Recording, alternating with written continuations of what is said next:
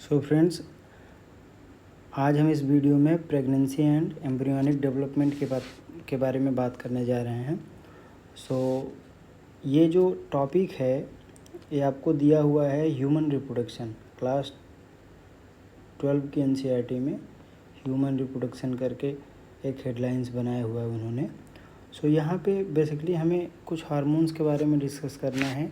जैसे कि जब आप प्लेसेंटा के बारे में बात करते हैं तो प्लेसेंटा ये बेसिकली 4 हार्मोन बनाना शुरू करता है, ठीक है ना। इन चारों के नाम है ह्यूमन कोरियोनिक गोनेडोट्रोपिन, जिसको हम एचसीजी के नाम से जानते हैं। दूसरा हार्मोन है एस्ट्रोजन, तीसरा प्रोजेस्टेरॉन और चौथा है human chorionic somatomammotropin hormone. Human chorionic somatomammotropin hormone. अब बेसिकली हमें यहाँ पे ये बात समझना है कि why we are discussing these hormones because these hormones are essential for normal pregnancy। ध्यान रखिए, ठीक है ना। नॉर्मल प्रेगनेंसी के लिए ये कुछ हार्मोन हैं जो ज़रूरी हैं। सबसे पहला हार्मोन हमारा यहाँ पे है एचसीजी। तो what is the actual function of HCG? तो सबसे पहले ध्यान रखना है कि एचसीजी का नेचर कभी कभी पूछा जाएगा आपको, ठीक है ना। तो ग्लाइकोप्रोटीन नेचर का ये हार्मोन है। तो अब काम क्या है इसका? काज परसिस्टेंस ऑफ कार्पस ल्यूटियम, मतलब कार्पस ल्यूटियम को मेंटेन करने का काम एचसीजी का होता है। एचसीजी कार्पस ल्यूटियम को मेंटेन करेगा। अब हमें पता है कि कार्पस ल्यूटियम अगर मेंटेन रहेगा तो वहाँ से एस्ट्रोजन और प्रोजेस्टेरॉन का हार्मोन का लेवल कह रहे हैं बढ़ा रहेगा, जिससे कि फर्दर कह रहे हैं जो मेंस्ट्रुअल साइकिल है उसको रोका जा सके। तो ये एक बात ध्यान रखना है, ठीक है ना। लिख रहे हैं नेक्स्ट पॉइंट कि initially HCG was secreted by syncytial trophoblast cell. शुरुआत में ये कह रहे हैं ट्रोफोब्लास्ट सेल रिलीज करता है।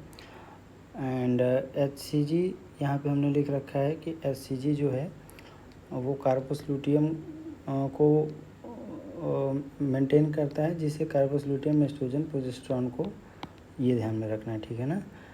अब ये क्वेश्चन है कि अगर हम 7th वीक, मतलब 7th वीक से पहले अगर हम कार्पस ल्यूटियम को, ठीक है ना, अगर रिमूव कर दें तो वहाँ पे आपको ब्रेक थ्रू अबॉर्शन देखने को मिल सकता है, ठीक है ना। मतलब इसके पहले बिफोर या हम बोलेंगे 7th वीक तक कार्पस ल्यूटियम का रहना ज़रूरी है, क्योंकि कार्पस ल्यूटियम कह रहे हैं यहाँ पे एस्ट्रोजन प्रोजेस्टेरॉन कह रहे हैं कि जितना ज़रूरी है वो बना रहा है।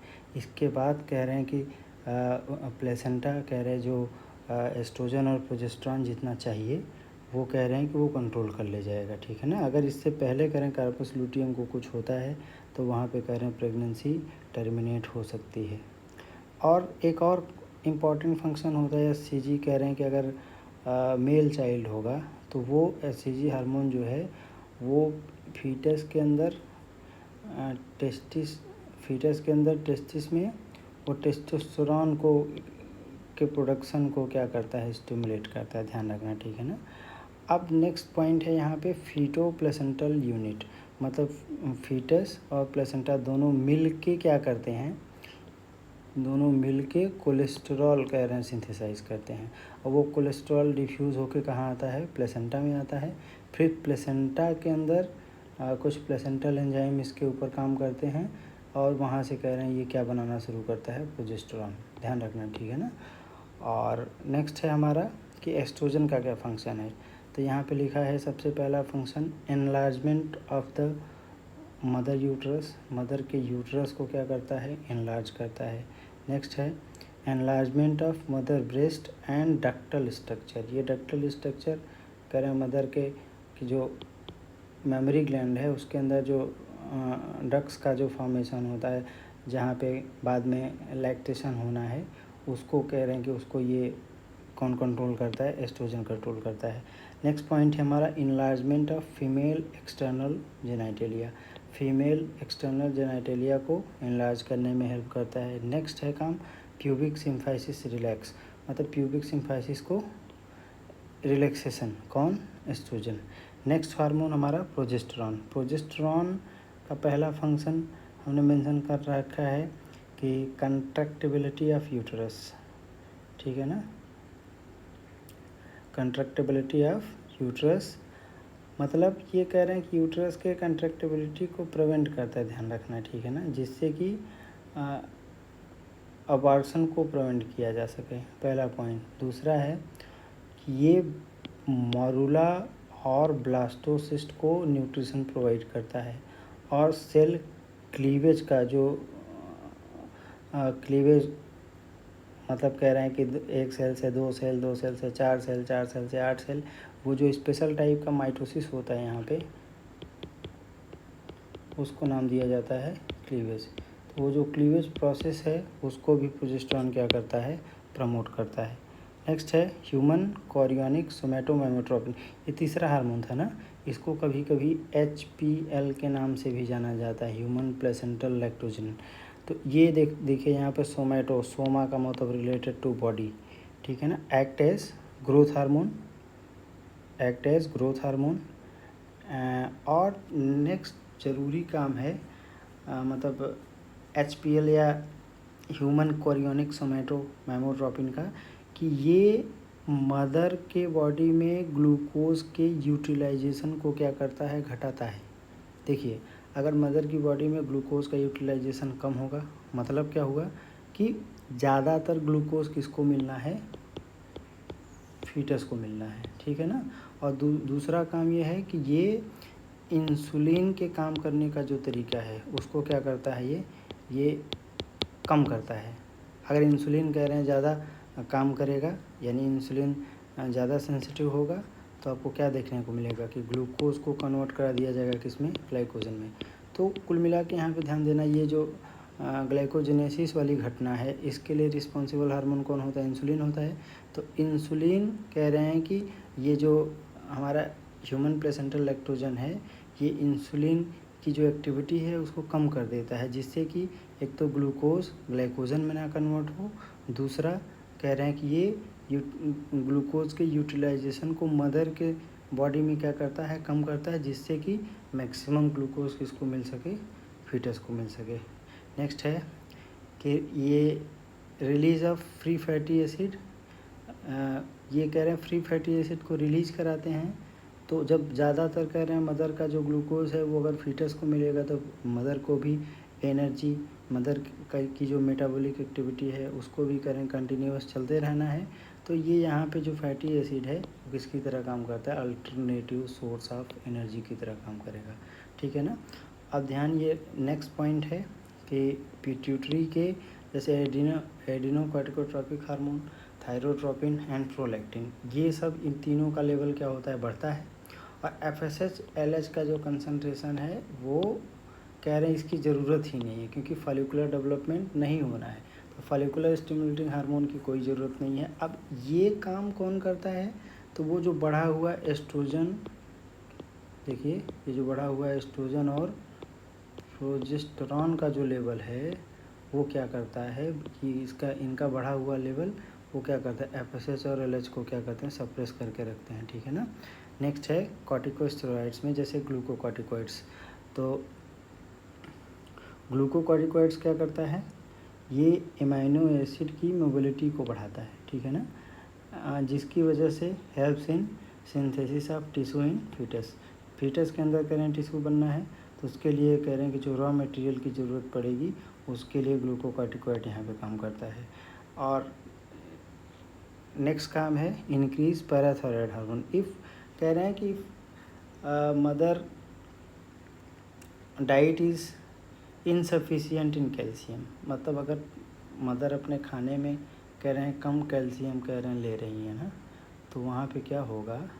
तो वहाँ पे क्या देखने को मिलेगा कि जो पैराथायरॉयड ग्लैंड है वो क्या करती है? इनलार्ज हो जाती है, और वो मदर के बोन से कैल्शियम को एब्जॉर्ब करके, ठीक है ना, फ्लूइड के अंदर कैल्शियम को बढ़ाने की कोशिश करती है, क्योंकि ये वो टाइम है जब फीटस का डेवलपमेंट चल रहा है, और फीटस का डेवलपमेंट चलेगा तो ऑसिफिकेशन होगा। ऑसिफिकेशन के लिए कैल्शियम ज़रूरी है, ठीक है ना, ये बात ध्यान रखना है। नेक्स्ट पॉइंट है रिलैक्सिन। तो ध्यान ये रखना ना, ये रिलैक्सिन हार्मोन जो है इसको,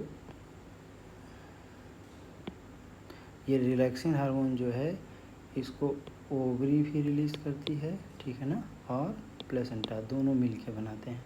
रिलैक्सिन जो है ये एक टाइप का पॉलीपेप्टाइड हार्मोन है, ठीक है ना। तो इसका मेन फंक्शन है to soften the cervix of pregnant women, ठीक है ना।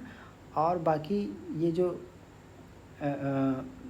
पेल्विक लिगामेंट का जो रिलैक्सेशन है, इस काम को भी कभी कभी लोगों ने बोला कि ये रिलैक्सिन ये काम करता है, बट मेजर कह रहे हैं, मेजर काम रिलैक्सिन का है कि प्रेग्नेंट वुमेन के सर्विक्स को क्या किया जाना, सॉफ्ट किया जाना। और ये रिलैक्सेशन वाला जो काम है बेसिकली ये एस्ट्रोजन हार्मोन करता है, ये ज़रूरी बात है, ठीक है ना। अब इसके बाद